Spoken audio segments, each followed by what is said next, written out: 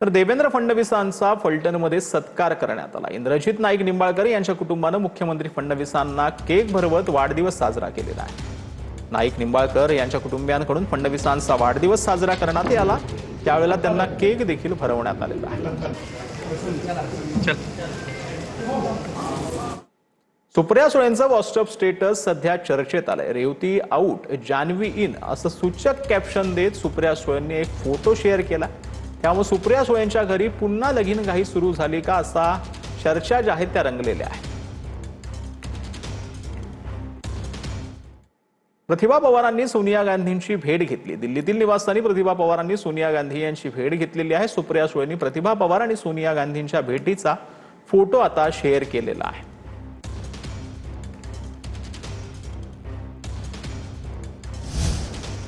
आज पूर्ण दिवस गेला पण दोन शब्द लिहायचं धाडस होत नाही असं पार्थ पवार यांनी म्हटलंय। दिवसभर तुमच्या आठवणी सतत डोळ्यासमोर येत राहिल्या असं पार्थ पवार यांनी म्हटलं। तुमच्या नसण्याची उणीव संपूर्ण महाराष्ट्राला जाणवते असं देखील पार्थ पवारांनी म्हटलं। तुम्ही असताना प्रत्येक संघर्ष सोपा वाटायचा असं पार्थ पवारांनी म्हटलं। आज प्रत्येक पावलावर उणीव जाणवते असं देखील पार्थ पवार यांनी आपल्या भावनिक पोस्टमध्ये म्हटलेलं आहे। दादा आज पूर्ण दिवस गेला पण तुमच्या वाढदिवसानिमित्त दोन शब्द लिहिण्याचं धाडस होत नव्हतं असं पार्थ पवारांनी म्हटलंय। दिवसभर महाराष्ट्राच्या कानाकोपऱ्यातून तुमच्याविषयी व्यक्त होणारं प्रेम पाहताना तुमच्या आठवणी सतत डोळ्यासमोर आल्या असं पार्थ पवारांनी म्हटलंय। तुम्ही आज आमच्यात नाही ही उणीव फक्त पवार कुटुंबालाच नाही तर संपूर्ण महाराष्ट्राला जाणवते आहे असं पार्थ पवारांनी म्हटलंय। दादा तुम्ही असताना प्रत्येक संघर्ष सोपा वाटायचा, आज प्रत्येक पावलावर तुमची उणीव जाणवते असं पार्थ पवारांनी म्हटलं। महाराष्ट्राची सेवा करताना तुमच्यासाठी प्रत्येक माणूस महत्त्वाचा होता, त्याच भावनेनं तुमचं कार्य पुढे नेत राहू असं पार्थ पवारांनी। तर बारामतीच्या सुपेतील विद्या प्रतिष्ठान स्कूलमध्ये विद्यार्थ्यांनी अजितदादांना अनोखी श्रद्धांजली वाहिली। विद्यार्थ्यांनी मानवी साखळी करत दादांचं नाव बनवलंय।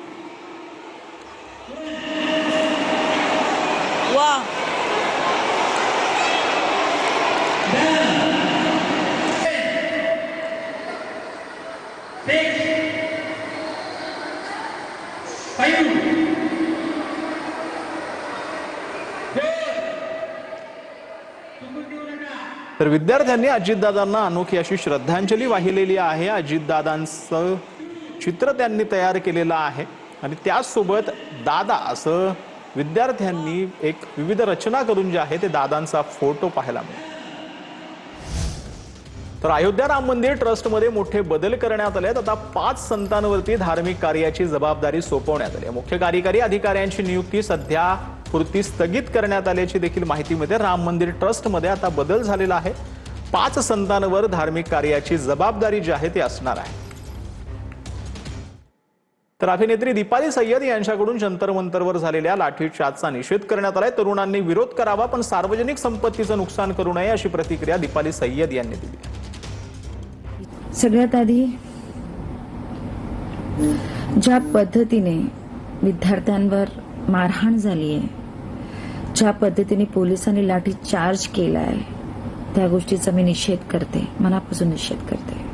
पण आपल्याकडे असलेल्या व्यक्ती स्वातंत्र्याच्या अधिकारामुळे आपण आपल्याच सरकारी मालमत्तेचं नुकसान तर करत नाही आहोत ना, ह्याकडे सुद्धा आपल्या भारताचे भविष्य असलेल्या विद्यार्थ्यांनी लक्ष दिलं पाहिजे। मला खात्री आहे विद्यार्थ्यांच्या मागण्याला सरकार नक्कीच सपोर्ट करेल, त्यांना पाठबळ नक्कीच देईल।